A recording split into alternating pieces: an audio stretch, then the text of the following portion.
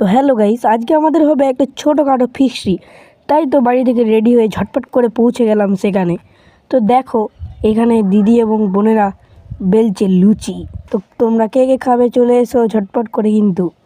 তো এবার কষ্ট করে খুব উনুনটাকে ধরানোর চেষ্টা করছে এই দাদাটা আলুটা ভাজার জন্য। তো দেখো, এবার আমাদের তৈরি হয়ে যাচ্ছে গরম গরম আলু ভাজা। তো এবার আমাদের হচ্ছে গরম গরম ফুলকো ফুলকো লুচি। কে কে লুচি খাবে কমেন্টে বলো।